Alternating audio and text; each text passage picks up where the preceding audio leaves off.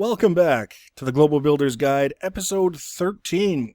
I'm Enigmius, and this is the Cradle of Power. We're continuing today. We're going to put a roof on it, and it's going to be a very large roof. And I'll just give you the warning or the disclaimer, whatever you want to call it. I'm going to be building it out of dirt. The whole roof will be built out of dirt, and that's not because I think dirt is the ideal material for this build. But if you've missed the earlier episodes in this series, we're actually doing this as part of a computer craft project that I'm doing, where a turtle will later come along and survey this so that we can duplicate this structure anywhere we want just by giving a turtle or turtles materials and saying, go build this building over here. For that reason, I don't mind building it out of dirt because it's not the finished structure, and dirt is readily available and much easier to work with than glass. Glass would be the material of choice for this roof, especially because we've got that center area in the main structure itself. If a person wanted to put like a floor in there and then plant like a tree garden, that would be, I think, really, really cool looking, because you could probably even see it down from the ground, the tops of the trees sticking up over the walls. I think that would be really neat, but you wouldn't be able to do that if you had a solid roof. So glass would be the material of choice. Right now, all I'm doing is I'm going around and I'm laying out the key reference points. So we've got the four corners set up. We've got those sort of curved pieces on the edges now that sort of mark where the edges are and also give us a sense of shape for the outer edges.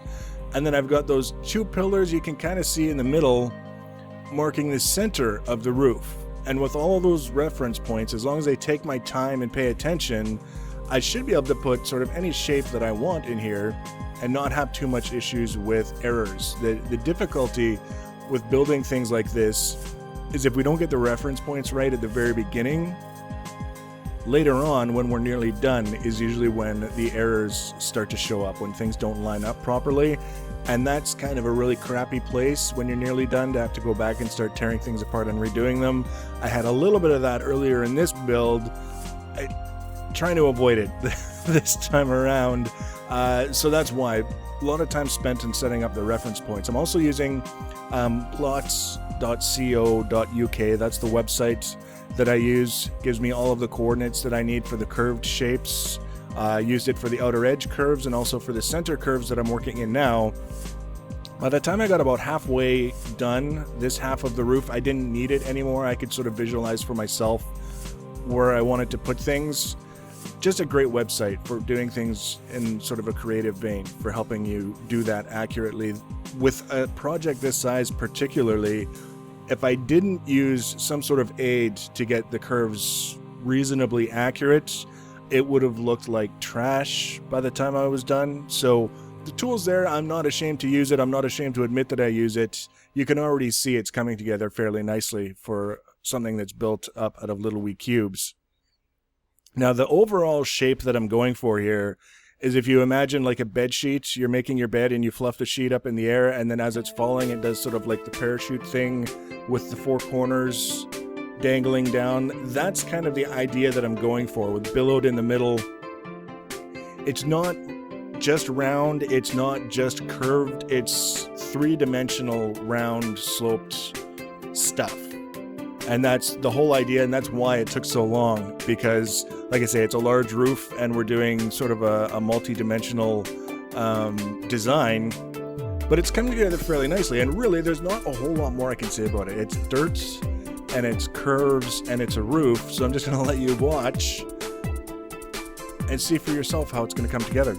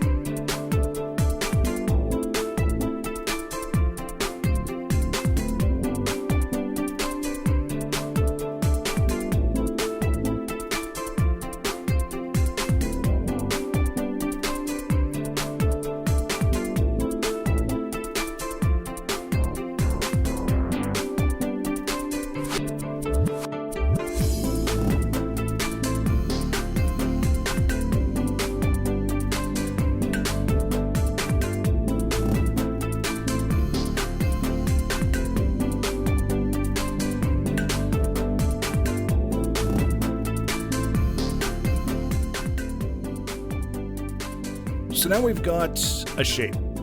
I'm not 100% satisfied with how every piece came out, but it's enough that we can continue on. One of the things you'll see I'm doing now is I'm using cobblestone to kind of mark out a refinement on that one edge, and then moving down, because I didn't want those big blocky sort of corners where things were coming together. I wanted it to look like rounded edges all the way down, and that's what gives it that sort of sloped, sort of blanket look. And then once I'm happy with it, I can just pull out the cobblestone, replace it with dirt, and carry on. If I were to do that with dirt from the beginning and decide that I just wanted to start over fresh the way it was, I would have to compare it to the other side to get it exactly, just a pain in the butt. So now you can see, compared to, like, you can see it is like this at the beginning, very, very angular, very, very rectangular.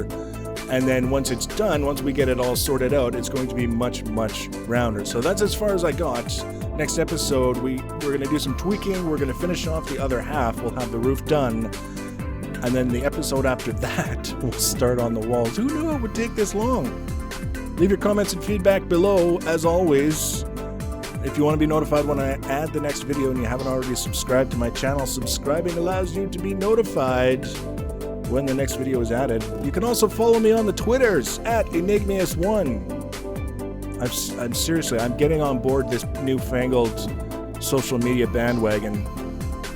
I'm an early adopter, as they say. Whatever. If you want to follow me, you can do that. See you in the next episode. Thanks for watching, guys, and take care.